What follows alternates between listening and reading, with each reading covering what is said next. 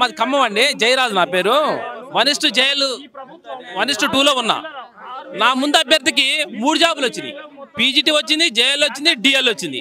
ఆయన డిఎల్లో జాయిన్ అయ్యాడు. మిగతా 3 జాబులు వేస్టే కదా. ఆ మిగిలిన జాబులు మాకు 1:2లో వాళ్ళు మాకు ఇవ్వని మేము 6 నెలల నుంచి కొట్లాడుతున్నాం మేడం. ఇంతవరకు మాకు న్యాయం చేయలేదు. చేస్తానని వాగ్దానాలు చేశారు. ఈ బల్మూరి వెంకట గారు, రియాజ్ సారు, కోదండరామ్ సారు మీకు చేస్తాం, మీకు వెళ్ళి న్యాయం ఉందని చెప్పారు. ఇంతవరకు ఏం లేదు. ఇప్పుడు అడిగితే మాకు చేత కాదు మేము చేయమంటున్నారు. ఆ విధంగా మేడం ఇప్పుడు మమ్మల్ని 6 నెలల నుంచి ఇబ్బంది పెడుతున్నారు మేడం. మేమైతే వేరే వాళ్ళ జాబులు అడిగితే అడగట్లేదు, ఉన్న జాబుల్ని అడుగుతున్నాం. 9,210 పోస్టులకి ఉన్న బ్యాక్లాగ్స్ వరకే భర్తీ చేయమని మేము అంటున్నాం. ఏం పోస్టులు మిగలకుండా డిసెండింగ్ ఆర్డర్లో మొత్తం ఫిలప్ చేయమని మా డిమాండ్. సో ఏ విధంగా చేయాలని చేస్తేనే మాకు న్యాయం జరుగుతుంది. మేము ప్రిపేర్ అవుతారు. మీరు జాబ్ కోసం ఎప్పటి సంది ఎదురు చూస్తారు? మేము 6 నెలల నుంచి తిరుగుతున్నాం మేడం. అంతకు ముందు నుంచి ప్రిపేర్ అయ్యాం. 1 ఇయర్ నుంచి మేము ప్రిపేర్ అయ్యాం. 6 నెలల నుంచి ఈ విషయం తిరుగుతున్నాం. ఇంతవరకు మాకు స్పందన లేదు మేడం. అంటే పోయిన ప్రభుత్వం కామన్ పేపర్ పెట్టి అన్ని భర్తీ చేసింది. అంటే ఇవేవైతే ఈ భర్తీ చేయమని ఏవైతే ఇచ్చిపెట్టిరో మళ్ళీ నోటిఫికేషన్లు కలుపుతామని అన్నారు. కానీ పోయిన తాప అట్లా చేయలేరు కదా. అప్పుడు రీలెక్స్మెంట్ ఇచ్చేసారు. కానీ ఈ ప్రభుత్వం మట్టికి రీలెక్స్మెంట్ ఇవ్వకుండా వీటిని బ్యాక్లాగ్ లో ఉంచుతామని చెప్తున్నారు. దానివల్ల మేము ఆందోళన చెందాల్సిన పరిస్థితి ఏర్పడింది. ఇంతమంది మంత్రులను కలిసినామని అన్నారు కదా, ఏమన్నారు వాళ్ళు? వాళ్ళు చూద్దాం చేద్దాం అంటున్నారు మేడం. స్పష్టంగా ఏమీ సమాధానం చెప్పట్లా. మాకు అపాయింట్మెంట్ కూడా ఇవ్వట్లా. మేము ప్రజాపాలన అంటే ప్రజాపాలన అక్కడికి పోతే మమ్మల్ని చూసిన దిక్కే లేదు. ఆ విధంగా ప్రజావానికి కూడా పోయినాం మేడం. ప్రజావానికి కూడా పోయినాం. పోలీసు వాళ్ళు నెట్టేశారు అక్కడ పోనీలా. పోతే మిగతా వాళ్ళు కూడా అంతే చేశారు. మాకు అపాయింట్మెంట్ ఇవ్వాల. ఆ రకంగా మేము 6 నెలల నుంచి తిరిగి మా కాళ్ళు చెప్పులు అరిగిపోయినాయి మేడం. ఇక ఏదైనా తాడపేడ తెలుసుకోవాలని ఇక్కడికి వచ్చినాం మేడం ట్రిప్కి. ముఖం పట్టింది అయినా కూడా సిగ్గు వస్తలేదు కాంగ్రెస్ ప్రభుత్వానికి. బుద్ధి సిగ్గు లజ్జ ఇవ్వలేదు. ఈ యొక్క బల్మూరి వెంకటే కావచ్చు, ఈ రియాజే కావచ్చు, ఇంకోడు తీర్మాన్ మల్లన్న కావచ్చు, వీళ్ళంతా ప్రభుత్వానికి నిరుద్యోగుల మధ్య ఉన్నటువంటి ఒక చెంచరికి కావాలి వాళ్ళు. వీళ్ళు ఏం చేస్తారంటే నిరుద్యోగులకు మంట పైకి లేస్తుంటే నీళ్ళు చల్లుతారు వాళ్ళ మీద. అరే మేము ఉన్నాం పై తీసుకుపోతాం, నేను నడు తీసుకుపోతుందా నీకు ఎవరి దగ్గర తీసుకోవాలి? చెల్ల నడు తీసుకుపోతా. సీఎం దగ్గర లేదు, ఎవరి దగ్గర లేదు. అంతా వీళ్ళ దగ్గర ఇక ఉట్టి ముచ్చాలి ఇవన్నీ. 14 తారీఖు ఫిబ్రవరి 14 తారీఖు నేను బల్మూరి వెంకటన్న తోటి కాల్మొక్తాన్న మా ఉద్యోగాలు పోతున్నాయి, మా తోటోళ్ళు ఉన్నారు, మా తోటోళ్ళు ఉద్యోగాలు వాళ్ళ ఉద్యోగాలు చేసుకుంటున్నారు, మా పిల్లల బిడ్డలు ఉన్నారు మాకు అని చెప్పినా కూడా ఎవరు పట్టించుకోవాలి? ఏం చెప్పాలి? రాత్రి 12 గంటలకు కూడా ట్రావెలింగ్ చేసి వచ్చినాం. ఇగో ఇది రైల్వే ట్రైన్కు ఎప్పుడు ట్రైన్లకు వచ్చిన మేము అయినా కూడా ఎవడు కూడా పట్టించుకోవడం లేదు. ఇప్పుడు చదువుకున్న బజార్కి ఇచ్చినప్పుడు చదువుకున్నటువంటి గ్రామాల్లో ఉన్నటువంటి వాడిని ఎట్లా మోసం చేస్తున్నాను తెలుసలేదా? మా అయ్యవాళ్ళకు మేము చెప్పుకోలేమా? పోయి చెప్పుకుంటాం అనేది ఏంటంటే మీరు ఇంత ఎమోషనల్ గా ఏడ్చి ధర్నాలు చేస్తున్నారు. బయట బల్మూరి వెంకట్ కావచ్చు, ఇంకా కొంతమంది కావచ్చు, మీ వెనక రాజకీయ కుట్ర జరుగుతుంది, మీరు అసలు నిరుద్యోగులే కాదంటున్నారు అన్న. ఒకటి సీఎం గారు అన్నారు, మొన్న ఒకసారి అన్నారు, చాలా బాధ అనిపించింది. ఒక సీఎం స్థాయిలో ఉన్నటువంటి వ్యక్తి మమ్మల్ని ఏమన్నాడంటే అడ్డ మీద కూలీలు అన్నాడు. ఈయన కూడా ఒకప్పుడు అడ్డ మీద కూలీనివేరా నువ్వు. ఫస్ట్ నువ్వు ఒక కూలీనివే, అంతేనా కాదా? నువ్వు ఒక ఎమ్మెల్యే అయినప్పుడు నువ్వు కూలీలాగా ఓట్ల కోసం వచ్చినావు కదా, నువ్వు కూడా కూలీనివే. అట్లా అనుకునే రాహుల్ గాంధీ ఉన్నాడు, ఆయన కూడా కూలీనే కదా. ఆయన అశోక్ నగర్ చిక్కడపల్లి లైబ్రరీకి తీసుకొచ్చినావు, ఓట్ల కోసం నువ్వు అడిగినావు, నువ్వు కూలీలు కదా. మేము ఎంఏ బీడీలు చేసినాం, మేము మమ్మల్ని కూలీలు అనడం భవ్యత కాదు, ఇది మంచిది కాదు. ఇది మీ యొక్క మా డిమాండ్ ఒకటన్నా, మాకు ఉద్యోగాలు ఇవ్వండి అని. కొత్తగా క్రియేట్ చేయమని చెప్పట్లేదు, మేము కొత్తగా ఉద్యోగాలు ఎక్కడి నుంచో ఇవ్వని చెప్పట్లేదు. ఉన్న ఒక 9,210 పోస్టులలో 6,000 పోస్టులు ఫుల్ఫిల్ అయినాయి. ఆ మిగతా వాటిని మాకు డౌన్ మెరిట్స్ లాగా మాకు ఉద్యోగాలు ఇవ్వండి, అంతే, ఏం లేదన్న. అదేవిధంగా ఈ ముందస్తు అరెస్టులు ఆస్మా కావచ్చు, మీ దాంట్లో మల్చూరు కావచ్చు, వాళ్ళని అరెస్ట్ చేయడం ఎట్లా? మా ముఖ్యమైనటువంటి ఒక అభ్యర్థులు ఏం చేస్తున్నారంటే ఎక్కడికక్కడికి ఈ ఒక ఉద్యమాన్ని ముందుకు తీసుకుపోతారనే ఉద్దేశంతో వాళ్ళను రాత్రి అరెస్ట్ చేయడం జరిగింది. అక్రమ అరెస్టులు.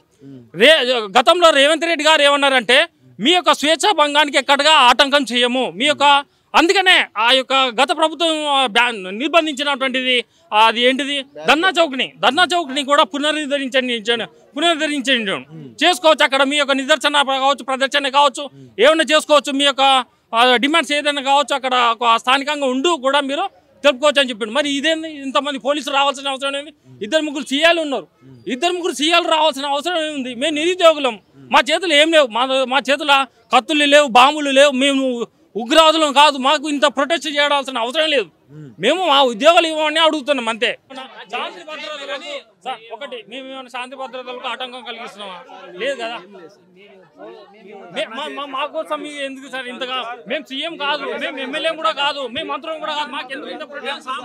మేము సామాన్యులమే సార్, మేము సామాన్యులు, మాకెందుకు ఇంత ప్రొటెక్షన్? ఏం లేదన్నారు, ఆల్రెడీ వ్యాన్ కూడా రెడీ పెట్టుకున్నారు కదా. వీళ్ళ గురించి కాదు మేడం, వేరేది, అది అర్థమైందా? వేరే ఇష్యూస్ ఉన్నాయి దాని గురించి. సార్ మీకు దండం పెడతాం సార్, మీకు దండం పెడతాం సార్, మేము ఉగ్రవాదులం కాదు సార్, మేము మామూలు మేము టీచర్లం కాబోయే టీచర్లము, మాకు అవకాశం ఉన్నది, మాకు అర్హత ఉన్నది కాబట్టి మేము ఈరోజు ఇక్కడ గవర్నమెంట్ తీసుకున్నటువంటి తప్పుడు నిర్ణయాల వల్లనే మేము రోడ్ ఎక్కడం జరిగింది. ఈరోజు డిసెండింగ్ ఆర్డర్ ఫాలో చేయకపోవడం వల్లనే, ఒక్కొక్కరికి కామన్ పేపర్ కండక్ట్ చేయడం వల్లనే ఒక్కొక్కరికి 3 జాబులు 2 జాబులు రావడం జరిగింది. ఆ మిగతా ఉన్నటువంటివి బ్యాక్లాగ్ ఉన్నటువంటి మాతోటి ఫుల్ఫిల్ చేయండి అని చెప్పడం జరుగుతుంది. కామన్ పేపర్ ఎలా పెడతారు సార్? రూల్స్కి అగెనిస్ట్గా ఎలా పెడతారు వాళ్ళు? రూల్స్కి అగెనిస్ట్గా వాళ్ళు మాకు ఎగ్జామ్ కండక్ట్ చేసి ఒక పేపర్లో 3 ఒక పేపర్లో ఎక్కువ వస్తే 3 ఎక్కువ వచ్చినట్టే. మరి రూల్స్ అగెనిస్ట్గా వాళ్ళు ఫాలో అయ్యి మమ్మల్ని ఇట్లా ఇబ్బంది పెడితే ఎట్లా సార్? రూల్స్ ఫాలో అవ్వాలి కదా, వాళ్ళు రూల్స్ మమ్మల్ని ఇక్కడ ఎక్కిస్తారు మీ రూల్స్ ప్రకారం, మరి వాళ్ళ రూల్స్ ప్రకారం ఎందుకు వాళ్ళు ఎగ్జామ్ కండక్ట్ చేయరు? ఎందుకు కండక్ట్ చేయకుండా అంటే మా దగ్గర సపరేట్ ఎందుకు ఫీజు తీసుకున్నారు? జేఎల్ అంటే పీజీ ఉండాలి, పీజీటీ అంటే పీజీ ఉండాలి, మరి డిఎల్ అంటే దానికి సెట్ నెట్ ఉండాలి. మరి కామన్ పేపర్ ఎట్లా పెడతారు సార్? మాకు సపరేట్ నోటిఫికేషన్కి సపరేట్ ఫీజు తీసుకున్నారు కదా, కామన్ పేపర్ ఎట్లా పెడతారు సార్? అది రూల్స్ అగెనిస్ట్ కదా. సరే మీకు మీ రూల్స్ ప్రకారం అనుకుందాం, మీరు మెన్షన్ చేశారా నోటిఫికేషన్లో కామన్ పేపర్ పెడతానని మెన్షన్ చేయలేదు. ఈరోజు మీకు 81 జీవో ఎట్లా మీకు అడ్డం వస్తుంది? అది నోటిఫికేషన్లో ఉంది అంటున్నారు, నోటిఫికేషన్లో లేని మీరు ఎట్లా ఫాలో అయ్యారు? మరి ఇప్పుడు నోటిఫికేషన్లో కామన్ పేపర్ అని లేదు, డిసెండింగ్ ఆర్డర్ అని ఇచ్చారు.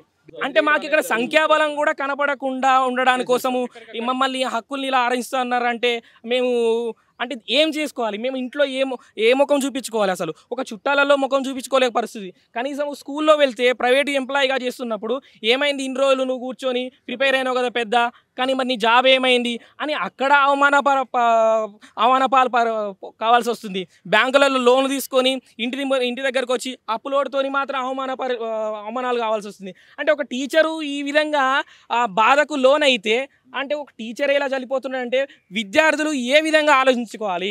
అంటే ఒక భావి తరాలలో టీచర్ అనే వృత్తి లేకుండా కనుమరు కావాలని ఈ ప్రభుత్వం చూస్తుందని అనుకుంటున్నామండి. సాధ్యమవుతుందా? మరి ముందస్తు అరెస్టులు జరుగుతూనే ఉన్నాయి, మరి ఒక పక్క మరి అందరినీ కూడా హాస్టల్స్కి వెళ్ళి అరెస్ట్ చేసిన పరిస్థితి, మరి ఈ టైంలో దీక్ష సాధ్యమవుతుందా అవదా? మనం తెలంగాణ రాష్ట్రం సాధించుకోవడం కోసం ఎంతోమంది ఆమరణ నిరాహారాలు దీక్షలు చేస్తే వచ్చింది. అంటే దీక్ష చేయడానికి ఇది మన హక్కు, మనకు రాజ్యాంగంలో ఇదొక చట్టం ఉంది కాబట్టి దీక్ష చేయడానికి మాట్లాడడానికి కూడా మనకు అవకాశం ఇవ్వకపోతే అంటే మనం ఈ రాష్ట్రంలో మనం బతికేందుకు, అసలు మనం ఈ జనాలు మనం ఉండేందుకు అసలు మీరు జనాలు కూడా మీరు ఒకసారి ఆలోచించాలి. కనీసం మాట్లాడే స్వేచ్ఛ హక్కును కూడా మనం కోల్పోతున్నామంటే మనకు ఏం జరుగుతుంది? అసలు రానున్న భవిష్యత్ తరాలలో మనం ఏం చేయగలుగుతాము? అంటే రాజకీయ నాయకులు ఏం చేస్తే అదే చూసుకుంటూ వెళ్ళాలా అని ఒకసారి మిమ్మల్ని అందరినీ నేను ప్రశ్నిస్తున్నాము. ఎంత దారుణం అంటే, సో హైకోర్టులో మేము కేసు వేసిన 4 సార్లు 4 కేసులు వేస్తే జడ్జి గారు పుల్లా కార్తిక్ సో ఇంటీరియం ఆర్డర్స్ ఇచ్చారు దీని మీద, ఫాలో ద డౌన్ మెరిట్ అని. దీని మీద సుప్రీంకోర్టు గైడ్ లైన్స్ ఉన్నాయి కాబట్టి దీన్ని ఫాలో కావాలా. డౌన్ మెరిట్ లిస్ట్ సెకండ్ 1:2 అభ్యర్థులకు న్యాయం చేయాలని ఫాలో కావాలని చెప్పారు. అదే సార్, అదే ఇప్పుడు అదే విషయం చెప్తాను. బల్మూరు వెంకట్ గారు ఎమ్మెల్సీ గారు అంతకుముందు రీసెంట్గా ఎమ్మెల్సీ తీర్మాన్ మల్లన్న ఎలక్షన్ల ముందు క్యూ న్యూస్లో మేడం బల్మూరు వెంకట్ గారు వచ్చి ఆ సురేష్ అన్న గట్ట అడిగిన క్వశ్చన్స్కి మరి గురుకుల అంశం గురించి ప్రస్తావించినప్పుడు మరి గురుకుల 1:2 అభ్యర్థులు ఈరోజు రోడ్డు మీద వచ్చారు, మరి వాళ్ళు కూడా జాబులు కావాలంటారు, merit list down merit follow కావాలంటారు. మరి వాళ్ళ పరిస్థితి అంటే కంపల్సరీ వాళ్ళది కూడా మేము 1:2 అభ్యర్థులకి సెకండ్ లిస్ట్ పెడతాం, అవి కూడా ఫిలప్ చేస్తామని క్యూ న్యూస్లో చెప్పిండు బల్మూరు వెంకట్ గారు. మీరు ఈరోజు అడిగితే నా మాట అయినట్లే సీనియర్స్ నన్ను పనియట్లేదు అని మాట వేసి దాటేస్తాడు అన్నట్టు. ఈ రియాజ్ గారిని అడిగితే ఇంతకుముందు మీది అవుతుంది కంపల్సరీ ఇంటీరియర్ ఆర్డర్స్ హైకోర్టు ఏదైతే ఇచ్చిందో అవి కంపల్సరీ ఇంప్లిమెంట్ చేస్తుంది మన గవర్నమెంట్, మన నిరుద్యోగుల గవర్నమెంట్ ఏరు కోరి తెచ్చుకున్నాం కదా మనం, కంపల్సరీ అవుతుంది అని అట్లా మభ్యపెడుతూ లాస్ట్కి ఇప్పుడు తనకి చైర్మన్, లైబ్రరీ చైర్మన్ పదవి ఇచ్చేసరికి ఇప్పుడు చేతులు దాడించండు. ఇప్పుడు మేము అడుగుతాం మేడం, ఫోన్ చేసి రియాజ్ సార్కి అడిగితే అది దాని గురుకుల అంశం నాకు ఐడియా లేదా బాబు అంటాను. అప్పుడు మాట ఇచ్చిండు, ఇప్పుడు నాకు ఐడియా లేదంటాను మేడం. ఇంత దారుణం. కనీసం అంటే ఈ రోజు రెస్పాన్స్ వస్తుంది. ఈ రోజు రెస్పాన్స్ వచ్చేంత వరకు మేము ఇక్కడే ఉంటాం, అమర నిరాహార దీక్ష చేస్తాం. ఉండనిచ్చేటట్టు లేరు కదా అన్న, కనబడుతుర్రు కదా. పోలీసు వాళ్ళు ఎంత దారుణం అంటే, సీఎం గారు నిన్న కూడా ఒక పరేడ్ గ్రౌండ్లో నిన్న మీటింగ్లో నిరుద్యోగులు ఇక నుంచి తెలంగాణలో ఎవరు కూడా నిరాహార దీక్షలు కానీ అమర నిరాహార దీక్షలు కానీ ఏ మాత్రం ధర్నాలు చేయాల్సిన అవసరం లేదు. మీ సమస్యలు వినడానికి మా ప్రభుత్వం అనుకూలంగా ఉంది, మేము స్పందిస్తాం, మీ సమస్యలను మేము సాల్వ్ చేస్తాం. మా మంత్రులు రెడీగా ఉన్నారు, మీ సమస్యలు ఏవైతే ఉన్నాయో అవి మా మంత్రులకు విన్నపించుకోండి, అవి సాధ్యం అయ్యేటట్టు మేము చేస్తామని నిన్న కూడా సీఎం గారు అన్నారు.